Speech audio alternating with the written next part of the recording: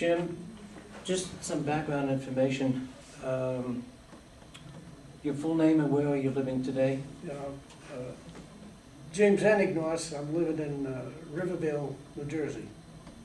How long have you lived here? 50 some odd years. Okay. And your wife's name? Catherine Keeley Anagnost. Catherine Kelly Anagnost. Has a nice ring. Yeah. It does. What branch of the service were you in, Jim? Well, I was inducted into the anti-aircraft training. And when when the Allies won superiority in the air, About what year was that, Jim? that was about, I got into service in 1943. And this was in 1943 in June. And in 1944, after several training sessions, I was made a replacement for overseas, and I ended up in a foxhole in at the Battle of the Bulge. Yeah. Because they didn't need any aircraft. We hear that Battle of the Bulge in movies, history books. Where is the Bulge? Well, the Battle of the Bulge started in December 17, I believe, in 1944, December of 1944. I got there in January 1945. The Battle of the Bulge is not just one battle. It lasted from January through almost March. In fact, more people were killed chasing the Germans than at the inauguration of the battle. Yeah. What country would that be? What It countries? started Belgium. In I was Belgium. in Belgium, yes. Okay. And what were your duties? At the time, I came in as a corporal from overseas, from the States, Okay. and I joined the 23rd Infantry Regiment, Company K, 2nd Infantry Division, and I outranked the head of the squad. He was a PFC, I was a corporal. And these fellows had been there from D+1. So they weren't going to put me in charge after those guys, what the action they seen. And that had me a little leery. I says, oh my goodness, they're going to bust me. You know? But You fortunately, use that phrase D+1. What does that Well, mean? That brings that's back memories for me. that's when we hit the beaches in Normandy on D+1. D-Day was June the 6th, Right. and D+1, my outfit came in the next day. Okay. So they were there, you know, from D+1 till when I got there. Okay. Were there any other areas that you saw service besides? Oh yeah, we went through Belgium into Germany, and then when we got past Leipzig, and they had everything in almost straight, there was problems in Czechoslovakia, and this is when Patton and the politics came into play. They didn't want Patton going into the Russian territory, and so they sent him towards Czechoslovakia. And we weren't with Patton, but we joined that area, and we got into Czechoslovakia. Right. That was before I got captured. You got captured by whom? The Germans, I By the assume. Germans. What did that involve? How did it come about? Well, I had been successful in getting 250 Germans to surrender. And so they used me as a more or less a interpreter. And of course, I wasn't that fluent in the German language. I had taken 1 year in high school, and then I kept a German-English dictionary in my pocket. And so as we went towards Czechoslovakia, we stopped till the rest of the outfit caught up with us, and word came in that I was a sergeant, and they said there's 60 Germans in the woods that want to surrender. Get a group in and go get them. Of course, we went there. The lieutenant came with me, and we had these 5 other men. Told them to stay back, dig in, and we'd go up ahead and see where they were. Where were these 60 Germans that were in the ground? As we approached this open field, we saw a bunch of Germans, and they were facing this way.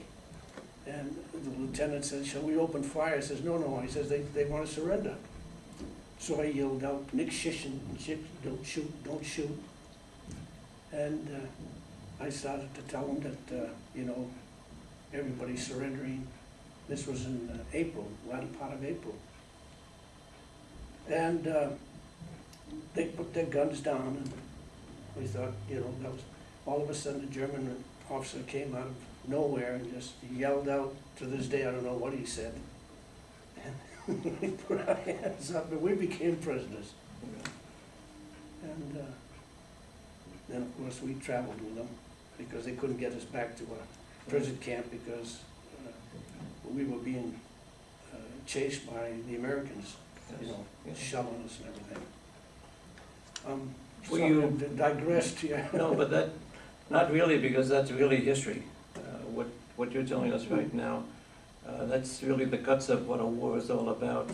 How were you treated by the Germans when you were a prisoner? Well, initially, when I got captured, I had 2 diamonds I had found in a house in Leipzig. I had German wristwatches that I had taken from German soldiers, and then a swastika. And the officer found this on me, and he says, took it and he slapped my face with a armband, and he said, "That's what I heard about you Americans, a bunch of looters," which was true. And they did the same thing. They, In fact, as we collected loot, if we were making the initial crossing of a river, in fact, the Rhine River, we were told, "Don't get caught with any loot." So we had to give all our stuff to the tankers in the back and says, "Hey, when we come back, we want to get them." Well, we never get to see the tankers again. But that was a story on the loot. Were you wounded in any way, Jim? No, I was very fortunate. I had an opportunity to go save a guy under fire. We went into a position where 19 pillboxes opened fire on us. What's a pillbox? That's like a encirclement, either with cement. Okay. And the Germans are in there with machine guns. There were 17 or 18 of those. And I was with at that time, I was elevated to be with the lieutenant as his radio man. And Jim, is that what they would refer to as a battlefield promotion? what's Your that? rank? No, my rank I was recommended for the Silver Star.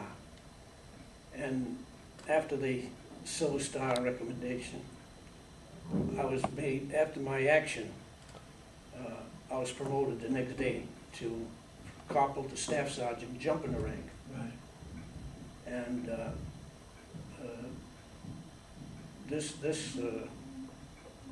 didn't have a squad or platoon or anything. I had strictly with a lieutenant. Wherever he went, I was his. And in this battle, he told me to stay here, observe, and he was gonna go try to reconnoiter an area to retreat because these 17, 18 pillboxes opened fire and they had us in the straits. Right. It was quite a battle. In fact, we had, at the end, there were 22 wounded, 2 killed, and there was a wall. After I went to get these guys to get back because they were up front and they couldn't hear the order to retreat. Right. I crawled from position to position to get them back. And then after we got them back, we were at a wall waiting for a clearing. And we heard a fellow yelling, you know, help, help, help. And we saw this fellow wounded down on the, and I said, at the time I was still a corporal, I said, let's, one of you guys come in and we'll go get him. And nobody wanted to go. So I crawled, they said 35 yards in the snow. And when I got there, the fellow was wounded in the arm and in the leg. So I had to drag him under fire over to the back behind the wall, put a tourniquet and whatnot. And then with the medic too was there because he was treating the others. They took off and I was the last one there, shooting, trying to get the Germans to get away from the fellows that were retreating. And when that was over, I mean, when they had gone, I took off. And it was going down as I'm running with my rifle and whatnot, I tripped and I fell right in the creek. And I lost my helmet, and they're firing and I'm running. And, Jim, how old were you then? I was 20. 20 years old. Yeah. And I have the recommendation for the Silver Star here, and then I have this other where I talked the 250 Germans into surrendering. I don't know, but anyway. Yeah. Any of those medals that you're speaking of in this case? Yeah, this is the Bronze Star. I did not get the Silver Star. Mm-hmm. I got the Bronze Star for heroic achievement and against the enemy. Right. And then they gave me another Bronze Star for combat. Okay. And then this the Prisoner of War Medal. All right. And then these are this one here is the 3 battle campaigns. We had the Ardennes, Central Europe, and then what other one? The 3 battles that I was involved in. Right. And this is you in your uniform, obviously. That's me at 20 years old. And I see what you I have. was the youngest first sergeant because after the war ended, on May 8th, they had me in charge of Yeah. they had me in Could you charge go of into- Sure. 25 German generals and 1 admiral. And being young and full of whatchamacallit, I got them all out of their rooms and I says, here, you better sign. I had written all these names here first, see. Yeah. And these are names of Germans. German generals, these German are high German generals, these are like, And what was the purpose of getting them to sign this? to keep as a souvenir. Okay.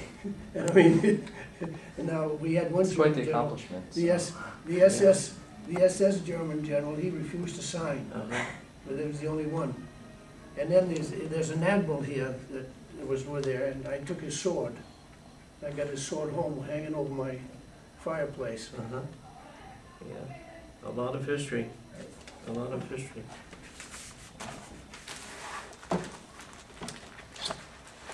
Oh, and here's the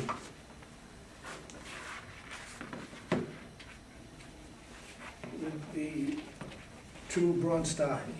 Citations. One for heroic achievement and for valor. Now, I was interviewed by Congressman Garrett, Yes. and he said we should try to get you the Silver Star. So he put in for, and we, they, Takes time. it takes time, and, Yeah. they're not gonna change, believe me. Yeah. But it was just the idea of, Making the attempt. yeah. It could still happen. How long ago was that? Oh, this goes on for, who knows? Yeah. Good, well, he interviewed me back 3 or 4 years ago. Yeah. Mm. Well, we digress from all your questions. Not really. We're right in line. This I find interesting. What is the funniest or most inspiring thing you experienced during your service?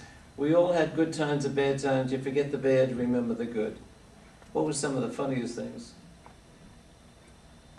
I don't know whether I should tell you. It could be censored, right, Rebecca? Well, the funniest thing, we're following the tanks in battle. And I had to relieve myself. And the tanks are going, and the tanks aren't gonna stop for me.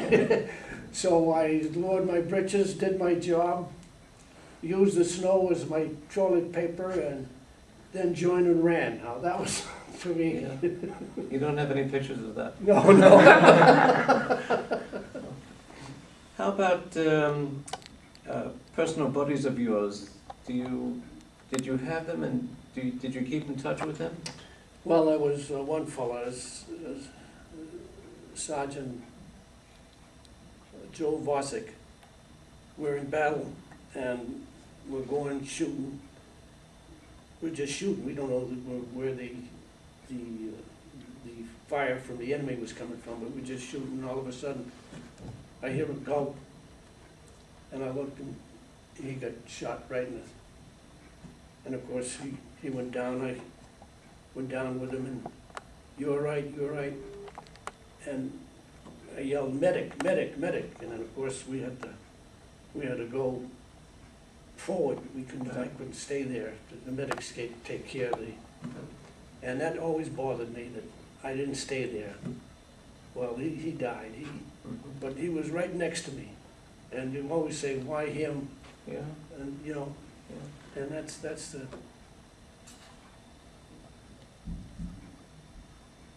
What experiences in your service left the greatest impressions on you? That's,